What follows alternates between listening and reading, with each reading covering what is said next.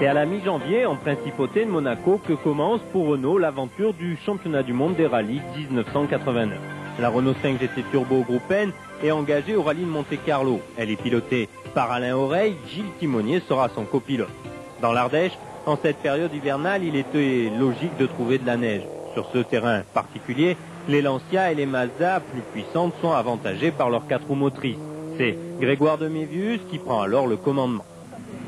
Dans le sud, l'asphalte remplace la neige et le verglas. L'agilité de la Renault 5 fait merveille et Alain Oreille revient dans le groupe de tête.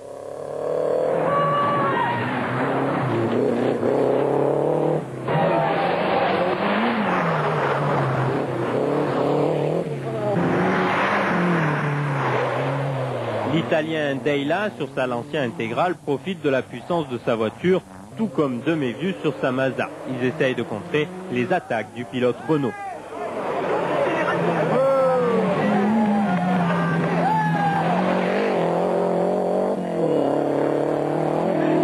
La dernière étape se dispute en nocturne. C'est la fameuse nuit du Turini.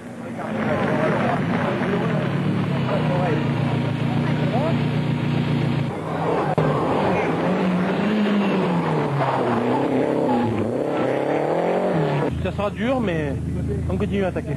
L'exploit est au bout de la route. Des centaines de spectateurs immortalisent à jamais le triomphe de la Renault 5.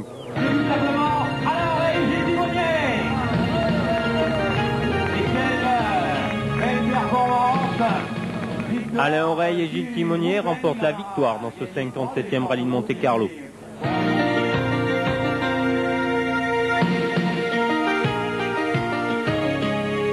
Épreuve suivante sur le calendrier Renault Sport, le Tour de Corse. Nouveau look pour la Renault 5 et nouveau départ pour l'équipage Oreille Timonier.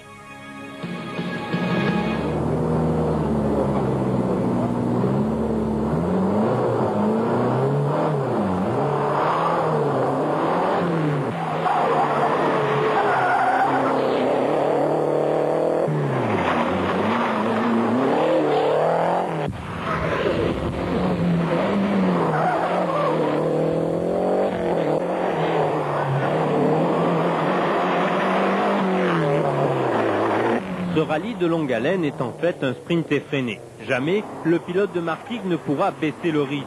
Poussé à la limite, la GT Turbo se montrera d'une agressivité étonnante face aux surpuissantes Ford Cosworth de Derieux et Manzagol. Mais ce dernier casse une rotule et quitte la lutte au sommet.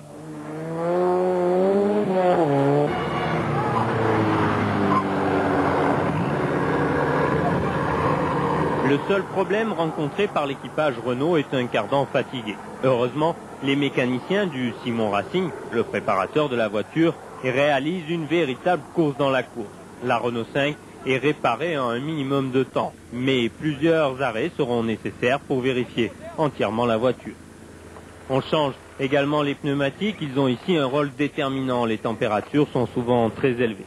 Seul le pilote reste très tendu. Gros problème, on a cassé la transmission à la sortie de spécial. En fait, c'est un peu un miracle puisque j'ai cassé dans la spéciale et j'ai réussi à passer l'arrivée. On l'a changé et depuis on est vraiment à la bourre, on n'arrive plus à faire ce qu'il faut sur la voiture et ça devient limite maintenant.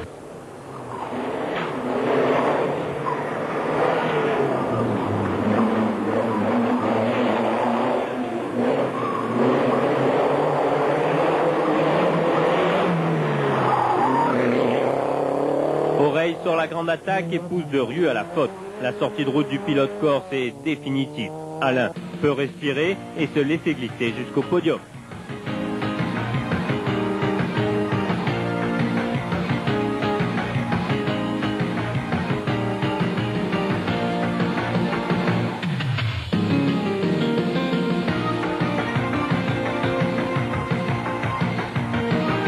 À l'image de Napoléon Bonaparte, le pilote Renault arrive en vainqueur à sa dernière assistance.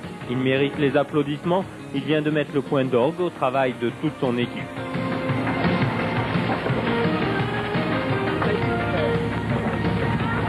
Le rallye du championnat du monde la même année, c'est ton année. Merci. Super. Alain Oreille, enfin gagné. Ouais, enfin. C'est très difficile. Mais je la voulais tellement que c'est normal que je l'ai. Patrick Landon, responsable des rallyes chez Renault, est comblé. C'est une grande victoire d'équipe, comme souvent en rallye. Je crois que la position d'Alain a été extrêmement difficile parce qu'il est parti favori, et partir favori au Tour de Corse, en général, c'est une pression particulièrement forte. Il a fait la course qu'il avait pensé, qu'il avait décidé de faire, et dans leur tête, ils avaient gagné ce rallye, ils viennent de le gagner de manière concrète, c'est super pour nous tous.